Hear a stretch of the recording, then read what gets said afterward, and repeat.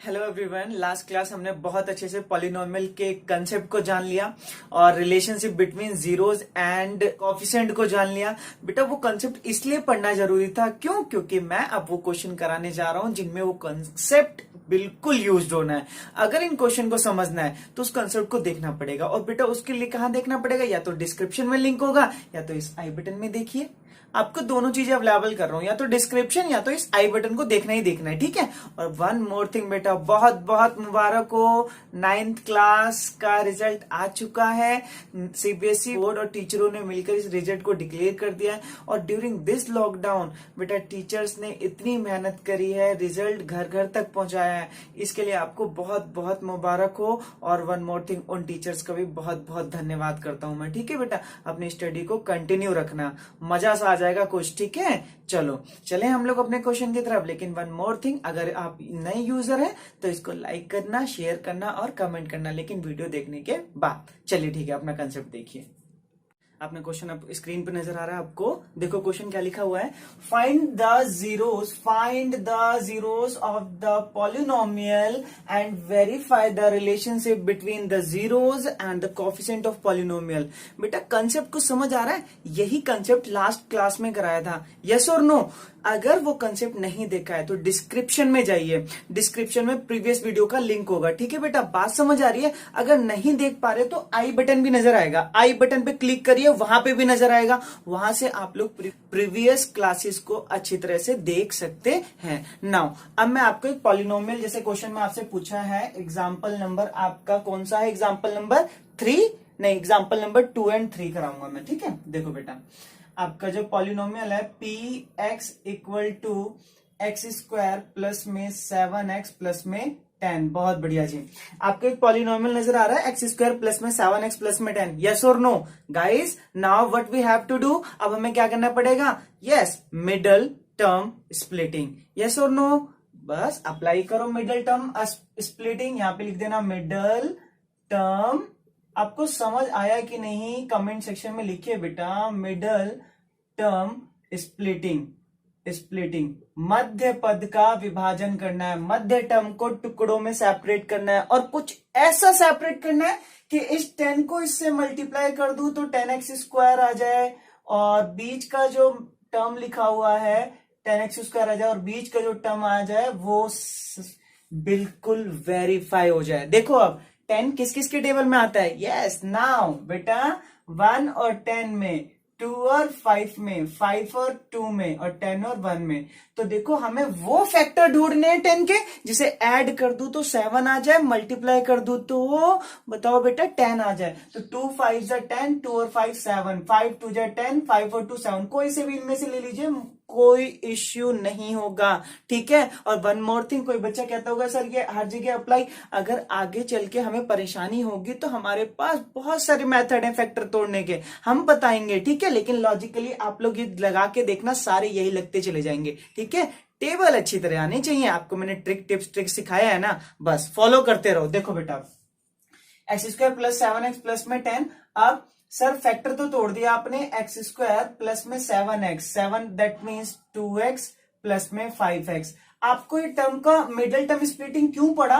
क्योंकि आप इसमें मिडल टर्म को ही ऐसे सेपरेट करते हो। देखो टर्म स्प्लिट हो गई, दो है तो वो 7 ही, बट मैंने उसको क्या कर दिया, दो टुकड़ों में उसे क्या कर दिया, सेपरेट कर दिया, स्प्लिट कर दिया, ठीक है। नाउ अब बेटा हमें कॉमन लेना है, कॉमन लेना ना आता हो तो देख लो बेटा, x की पावर 2 है, x 1 की पावर 1 है, मतलब सर 1x तो कॉमन आ रहा है। इधर से क्या बच गया आपका x, बहुत बढ़िया। इधर से क्या बच गया आपका 2, बहुत बढ़िया जी, बहुत बढ़िया। नाउ अगर अब यहाँ पे आपको कॉमन लेना नहीं आ रहा तो बस इतना सोचिए 5 और 10 किसके टेबल में एक साथ आते हैं? तो वो 5 के टेबल में ही आते हैं। सर कॉमन ले लिया 5, अब इधर से देखो क्या बच गया बेटा x, और इधर 5 के टेबल में 10 कितने पे आता है? 2 पे। बात समझ आ रही है? नाउ एक वन मोर थिंग मैंने आपको लास्ट प्रीवियस जो है अपनी क्लास थी उसमें भी कराई थी, यहां भी देख लो कि अगर ये दोनों कॉमन नहीं आते तो आपकी मिडल टर्म स्प्लिटिंग गलत है।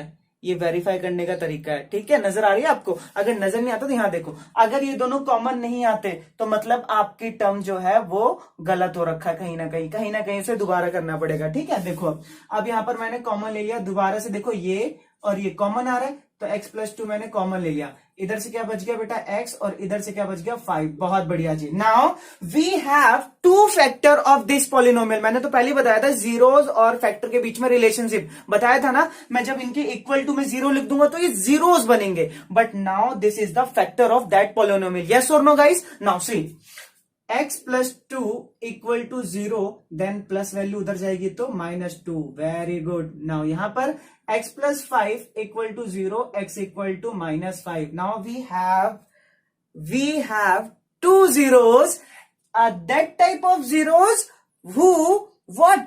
याद है ना zeros लोकेशन की definition? yes, a zeros is the location where polynomial intersect the x axis. बहुत बढ़िया। इस वैल्यू को अगर मैं यहां पूरी तरह रख दूं तो y मेरा पूरी तरह से क्या आ जाता है? 0 आ जाता है। बात समझ आ रही है? आप इसकी वैल्यू रख के देखना किसी को भी, ये पॉलिनोमियल पूरी तरह से 0 हो जाएगा। बात समझ आ रही है? पूरी तरह से पॉलिनोमियल पूरी तरह से क्या बन जाएगा? 0 हो जाएगा। चलो अब बेटा मैंने तो आपको पहले बताया था सर ग्रीक लेटर यूज कर लो, क्योंकि फर्स्ट 0 सेकंड 0, अल्फा की वैल्यू कितनी? -2 और नाउ बीटा की वैल्यू कितनी? -5। आगे बात समझ में? अब यहां तक तो बात समझ आ गई, यहां तक बात समझ आ गई। अब हम लोग करते हैं वेरिफिकेशन। क्या करते हैं बेटा? वेरिफिकेशन। देखो कैसे, चलो देखो बेटा, फॉर वेरिफिकेशन जब करनी है जब आपको अल्फा बीटा की वैल्यू नजर आ जाए। चलो भाई फॉर वेरिफिकेशन जांच करने जा रहा हूं मैं, ठीक है बेटा। अब देखो हमें याद है ना लास्ट क्लास का concept, alpha plus beta equal to क्या आया था? -b अपॉन में a। आया था कि नहीं आया था बेटा? बताओ यस और नो? आया था ना। अल्फा की वैल्यू कितनी है? -2 प्लस बीटा की वैल्यू कितनी है? -5। जब दो सिंबल एक साथ नजर आए तो दूसरे वाले को ब्रैकेट में लिख देना, वरना कंफ्यूज हो जाओगे। इधर -b अपॉन में a लिख देना, ठीक है। अब माइनस प्लस माइनस, बताओ बेटा, माइनस का 5 आ गया इक्वल टू -b अपॉन में a हो गया, माइनस माइनस प्लस माइनस का 7 इक्वल टू -b अपॉन में। बस यहाँ घबराना नहीं है, जब माइनस माइनस प्लस करना होता है तो थोड़ा सा देखना बेटा, याद रखना यहाँ पर कंसेप्ट और सिंबल को याद रखना, ठीक है।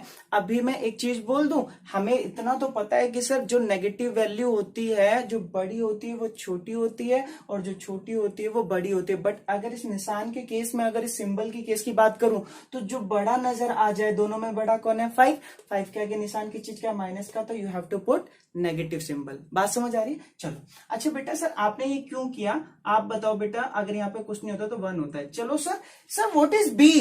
Coefficient of x। What is a? Coefficient of x square. Now you have to check sir, coefficient of x, b को क्या बोलते हैं? कोफिशिएंट ऑफ x क्या है बेटा? 7। वेरी गुड, नजर आ गया भाई, बहुत बढ़िया। और a sir coefficient of x square क्या है? 1। देखो बेटा वेरीफाई हो गई कि नहीं होगी? That is the relationship between zeros and coefficient of the polynomial. यही तो सिखाना था जांच करते वक्त कि इसका और इसकी इक्वल आएंगी चीजें, ठीक है। अगर यहां पर कंफ्यूज नहीं होगे, अगर यहां कंफ्यूज हो रहे हो तो यहां पर क्या लिख दोगे?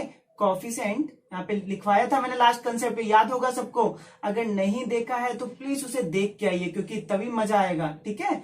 कोफिशिएंट ऑफ x अपॉन में कोफिशिएंट, बताओ यही लिखवाया था कि नहीं कंसेप्ट में? कंसेप्ट देखो, ऑफ x स्क्वायर। ये हमारा पहला जो वेरिफिकेशन था वो हो गया कंप्लीट। अब मैं दूसरे की बात करता हूं बेटा। याद होगा जब मैंने दूसरा वेरिफिकेशन कराया था, yes, alpha into beta equal to क्या था? c अपॉन में a। बहुत बढ़िया। अल्फा की वैल्यू कितनी है? -2, माइनस का 2 मल्टीप्लाई माइनस का 5 इक्वल टू c अपॉन में a। माइनस से माइनस जब मल्टीप्लाई होता है 10 होता है, सबको पता है कि नहीं? नहीं पता तो इसके लिए भी अलग से वीडियो बना देंगे, चिंता नहीं करनी है बिल्कुल भी, ठीक है।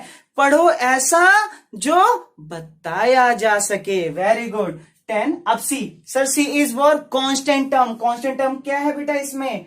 10। Very good. एंड a क्या है? Coefficient of x square 1। यहां पर कुछ नहीं है तो 1। देखो फिर से वेरीफाई हो गया ना।